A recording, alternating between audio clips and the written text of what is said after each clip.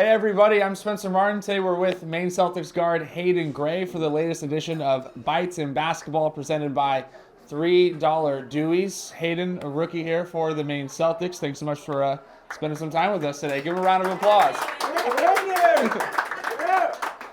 And we'll just kind of talk about the season, talk about your background, your journey to this point. The first thing when we look at what you've done so far this year, obviously everyone always talks about steals for you. It's been the story since college. I try on the broadcast now to not mention the typical, led the nation in steals. And I'm sure you hear it all the time in basketball circles.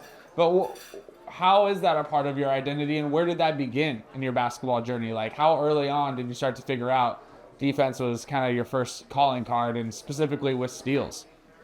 Probably college for me. Like in high school, I felt like the systems I played in were more like the roles I was in were more offensive based, and the teams needed me to score more. And then once I got to college, I kind of carved out a role on the defensive end, and my anticipation got better as the years went on, and getting steals kind of became my calling card. And then my senior year of college, I led the country in steals, so I just basically became like more aggressive with it, and I think it leads to my offense in a lot of ways. Yeah. And yeah. We'll go back to that background then. Obviously, a California natives. You won a state title in 2021. I know that was big for you throughout your career, even at San Diego later on. You started off at Azusa Pacific 2 years. Then you transfer, and you said it was a bit of a gamble when you get that Division I dream. You didn't have a lot of scholarship offers despite winning a state title. So what was that process like for you? Obviously, you were in kind of the aftermath of COVID still. How did you get from the high school to then D2 and then D1? Yeah, I actually had no Division I offers out of high school. So I was deciding between 5 or 6 Division II schools, a few of them in the Pacific Northwest, like Oregon and Washington area. And then Azusa Pacific offered me, and they're a Southern California school about an hour and a half from my house. They had good program success. I really liked the coaching staff. So for me, that was the decision I felt most comfortable with. And I was able to go in there and acclimate pretty well, and got to play a lot as a freshman and sophomore, which was huge for like my development as a player. Just being a young guy, being surrounded by like a bunch of guys who have been around it for multiple years, to be able to come in and play a lot, and then catapult me into my next 2 years at UC San Diego. Played for another really good coaching staff.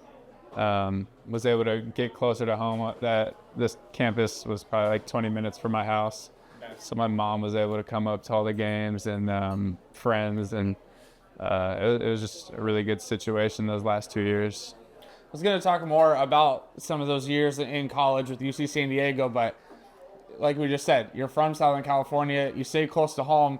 You're nowhere near home right now. You're on the opposite side of the coast. You immediately just talked about mom. How's that adjustment been, maybe not importantly for you, but for mom being over here in Maine? Yeah, I mean, like my mom's great. She's super excited for me, and she actually gets out here tomorrow. She'll be here for a week to visit, so I'll get to show her around Maine a little bit. But yeah, she's super excited for me, and as far as how I'm adjusting, like I really like it out here. It's a lot different than what I'm used to. I've never really experienced a winter like this, because I've never really been out of Southern California living wise. But yeah, the people are great here. The food is awesome. And the winter's not that bad. I feel like I'm acclimating decently to the cold weather, and for me, it's just all about like the attire. Like if I'm in my warm clothes, like the cold's not too bad. Was there a learning curve there in terms of what qualified as warm clothes? I'll share, a little story about me. I went to Gonzaga. My roommate was from Pasadena, California, and I remember he showed me what his winter clothes were going to be for the year in Spokane, Washington, and it was not going to cut it. So did it take you a couple of weeks to figure out what that actually meant? Yeah, when I first got here in like October and November, hoodie and sweats were getting the job done. But as it got into December, like I mandatory had to put on the puffer coat, stay warm. Now it's if I go outside in only the hoodie, it's not gonna be good for me. You knew, after college that your career was going to be out of your hands in terms of location. So how did it how did Boston come into play? Obviously, you spent the summer league, you spent preseason with Boston, you come into affiliate contract. What was that process like behind the scenes where you found out that you'd be joining this organization? Yeah, I did. I did a couple pre-draft workouts for a few NBA teams, and Boston was one of them. And I had the opportunity to play with them in summer league, like you said, and sign an Exhibit 10 with them, which was like a super cool feeling, knowing the history behind Boston and being able to be in those facilities and around their developmental staff and their front office. Everything's run really well. I don't really have much to compare it to. But when I found out like I would be coming out to Maine to represent this organization, I was super excited. You seem very familiar with the history of this organization, because I remember our conversations and we were talking about the two-way players and getting a number as a rookie and how hard it is to get a reasonable number as a Boston Celtic because of everyone up in the rafters. So what are some of the memories or history of this organization, and what number would you try to be if you get called there with Boston? Honestly, I just know that a lot of numbers are retired, so I know it's kind of slim pickings. I mean, I've always worn 3. I think that's retired. Not sure. But I don't know. I'd have to see like the list of numbers and then pick from there. I couldn't give you one off the top of my head. Summer League, I wore 37. I probably wouldn't go back to that one, but yeah. That's not quite the number that suits you. 37, I mean, I liked it for the time being, but I'd probably go in a different direction. Go back with at UC San Diego. You guys, win the Big West Conference. You're Defender of the Year. You get to go to the NCAA tournament, and you take Michigan down to the wire. And I bring it up because a lot of basketball fans, like, the NCAA tournament is a time where people learn about all these guys. They become stars. Guys build their brands, and you went viral for a bit. And we were talking behind the scenes. We forgot about this moment because you cut your hair down, you trimmed a little bit. Diehard tournament fans may remember your calling card was you did your press conference after you guys lose short to Michigan, and you asked if you could take the nameplate. You wanted to bring it home, and you weren't sure, and for some reason it kind of circulated. So the first question is, do you still have the nameplate? And 2, what was that experience like in the tournament? Yeah, I still got the nameplate. It's in my room back in San Diego. But, I mean, just being in March Madness was a dream come true. I coming from a Division II school and didn't know if that was going to be in the cards. And then going to UC San Diego, they had never really, they were coming from Division II. They were transitioning as well. So it was our first year eligible to make the tournament. We ended up having a great year, winning the conference championship, getting that bid. And so it was all very surreal to me playing on that stage. Growing up, March Madness was always the best time of the year. So being on that stage was awesome, and we came up short, but I mean, that team was incredible. And the post-game conference, I was trying to take as much as I could, some towels, and then I saw the nameplate with my name on it. I was like, that's pretty cool. So I asked for it. I didn't think it would blow up like that. Yeah. But yeah, some comments were like, "Oh, that's gonna look good in his enterprise cubicle." So I thought those were pretty good. It's true. They joke about that in the tournament, right? Like these guys who that's maybe the final time that you see them playing basketball. But here you are, and like you said, on an E10 as well. From your perspective, what's it been like to see your game translate to the professional level? Because we've talked about it. Your calling card is steals, a thing that is very reliant on athleticism and tendencies and your basketball intellect. How do you think your game has translated to the G League so far? Yeah, I think, there's a lot of learning that has gone into it for me, and being around a really good coaching staff who understands that things take time and that developmental side takes time has been huge for me. Not trying to make these massive changes in a week or so, but being able to work with these guys the past 6 months, I've definitely noticed my game trending in the right direction offensively. And then defensively, I think just with more time and experience out on the court, I'm able to kind of find different areas where I can be aggressive. Because in college, I felt like I kind of had that down to I knew when to be aggressive and when not to. And then in the professional level, just trying to get accustomed to that and find those same windows. I feel like I'm getting more comfortable in that area, and just continuing to grow with time and being around these coaches has been really helpful. Yeah, in college, 110 steals right now, second in the G League in the regular season, 34 total steals. And I know you stood out to Amari Williams early on in the year. He goes, that guy will be defending with us, and then all of a sudden he'll just be running in another direction. I don't know why he's doing it, but then you'll come up with a steal. Yeah. And that got you the nickname by Coach Pressey, the Riverboat Gambler. That's how he described the way you defend. He said he's a riverboat gambler out there. So first, what do you think of that nickname? Is this something that we should run with, or does Mom, maybe watching, already not like it and we need to run it by her? And two, how do you decide when to gamble in those windows and just leave your man to go get a shot at the ball? I mean, riverboat gambler sounds good. I need some more context to that. I don't know exactly what that means, but and then secondly, just being aggressive.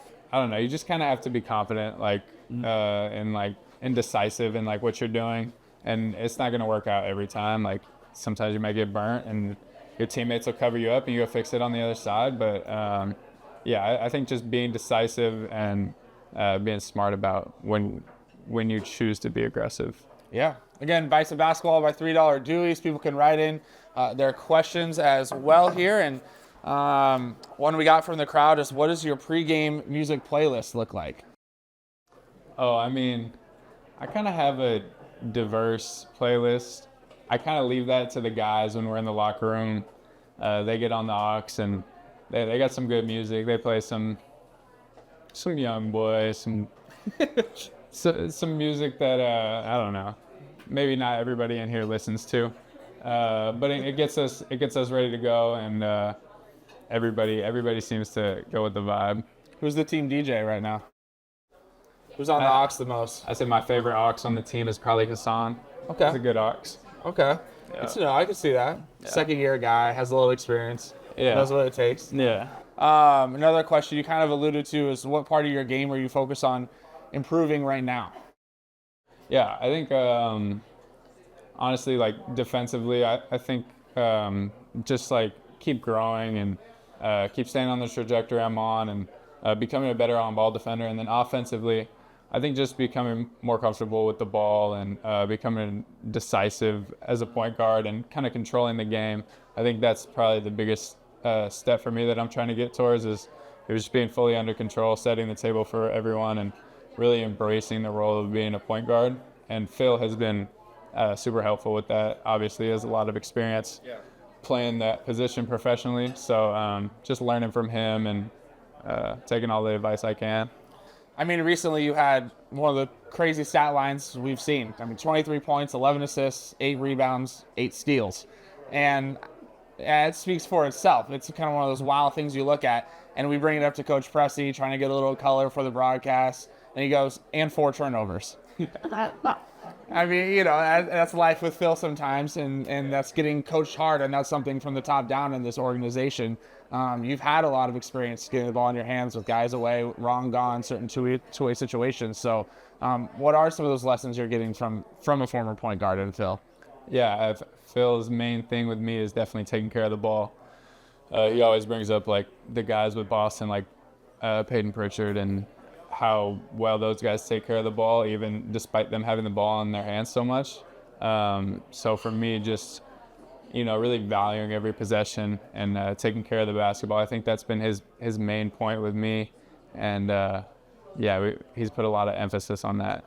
It's a hard job to be a point guard on this team. I tell you, between you and Max, he's always looking at the turnovers. Yeah, no, he is. But I mean, that's what you're supposed to do. I think when your point guards are able to limit turnovers and have really good assist to turnover ratios, then that leads to obviously better possessions and more wins ultimately.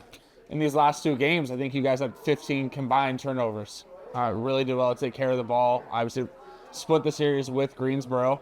Just kind of, we feel like we should ask, what's the state of the team right now, in your opinion? You guys have these stretches where you win 7 of 8 and you got a tough home slate right now. How do you guys feel in the locker room? Yeah, I think we feel good. I think I think we know who we are. Like even if we do go on like a little skid, like Phil preaches to us like not to get too high or too low. So like after we win 7 of 8, we're not gonna get too high. We're gonna kind of keep the process the same. And if we lose 5 in a row, we're not gonna get too low. We're confident in who we are as a team, and we trust each other to make plays and be able to win these games. So I think the vibes are good. Yeah. All right, we got another one from the crowd. Question is, who's your favorite teammate? And then who's your favorite NBA player? And maybe kind of going with it, which NBA player do you compare yourself to or try to emulate? My favorite teammate? That's a tough one. Yeah, that's a tough one. I mean, a lot of good guys to pick from. I mean, I'll say like who I like to play with the most just as a point guard. Probably my bigs like Amari and Hassan. I think the dynamic that we have like on pick and rolls and, you know, playing through the fives, they're really fun to play with, and they're really good players. They make my life easier. And what was the second one on there? Favorite NBA player? Someone you maybe try to emulate in your career? Yeah, I mean, I draw the comparisons a lot, like from other people, like Alex Caruso and TJ McConnell, you scrappy white guys. So, I mean, you know, like I'll take those. I like those. Those are obviously super good players who've had very successful careers kind of up against the odds. Yeah. So, I mean, if I can be anything like those guys, I'd be happy. Scrappy, talented like that. Yeah, there you go. I mean, do you feel like you bring that scrappy white guy mentality? Guys look at the steals thing, they talk about it, but then you have a game like College Park early on against Westchester. I mean, you've had a game with 24 points, game with 14 assists. Do you think you catch some guys off guard sometimes offensively? Yeah, I mean, like at the end of the day, I think like we're all professional basketball players. We all kind of have some stuff to us, like offensively. So, and in those games, I feel like it's just been within the flow of the game. I've been able to find certain areas to be aggressive offensively, and yeah, I mean, but I really try to hang my hat on the defensive end, and I think that's where a lot of my identity comes from as a player. Sure. All right. Someone asked, what did you major in at college, and what career would you pursue if you weren't playing basketball? That's a good question. Well, I originally was majoring in business at my first school, and then I came over to UC San Diego and studied communications and graduated with that degree. And then what would I be doing if I wasn't playing basketball? I don't know, maybe something in real estate. Okay. Yeah, I don't know. That's always been like kind of interesting to me. I think maybe if I continue my basketball career, and that's something maybe I could branch into. Use a little brand recognition back in San Diego. Yeah, you know, get some connections. Someone asked about the LL Bean uniforms. Maybe getting a sweater for your mom when she comes and visits, so she kind of can match with you guys. What do you think of the LL Bean jerseys this year? And for those who don't know, you guys got to tour LL Bean, speak with some of the upper management, literally, I mean, president and CEO of the organization. What was that experience like for you, kind of learning more about Maine through the process and picking their brains a little bit? Yeah, I wasn't really well versed in like the winter apparel because I've never really needed any of that stuff. But going into that facility and talking with those guys was super cool. They kind of have a lot of similarities to like a team-oriented group, kind of like we are. Like they have their goals set in place, and it was kind of cool to see their vision and their mission as a company. And yeah, let's get my mama, let's get her a sweater. I think she'd like it. Go well with the LL Bean jerseys. Yeah, I think those jerseys are cool though. Fun to rep, a little different. Something different. Yeah. Nice pattern. I know sometimes the shorts, people who aren't from Maine at all are wondering the pattern, don't know about it, but it's fun to do something different. You mentioned the Ox, you mentioned Hassan. Someone asked you what teammate is one of your top motivators. Top motivators. Helps motivate you out there. I say Cameron Warrens. We have a similar story. Cam was a Division II guy. I started Division II, and yeah, I think Cam kind of like defies the odds in terms of like you don't see a lot of Division II guys playing like at this level, and he's super resilient. Whether he has a good game, bad game, like he keeps it pushing, and he's a super good teammate, always encouraging everyone on the team. Yeah. Talk about another teammate that you said is one of your favorites. You mentioned your big guys and Amari Williams. We haven't seen him a lot lately. Yeah. He's been with the big club and making, played a career high 26 minutes just last night. You get to throw a lot of lobs to him when he's down here, play defense with him. So then what's it like when you turn on, NBC last night and you're watching Amari play NBA from your perspective? Yeah, it's super cool. I mean, Amari's extremely talented, obviously. Like when he comes down here, he takes care of business, and is pretty dominant with us. So I think he's earned the right to go play up in Boston, and it's super cool seeing him have the success that he is. Yeah, man, this question gets asked every podcast, and they put you on the spot. And it is one-on-one, you versus a prime Phil Pressey. How does it go? Who takes it? Well, I got to take myself, but I'm not going to disrespect Phil. So we go to 11. We'll say 11-9. Okay. Yeah. That'd be a pretty hard-nosed matchup, though. That's a safe answer for sure. But yeah, I give myself 11-9. Hard-nosed matchup, a lot of defense.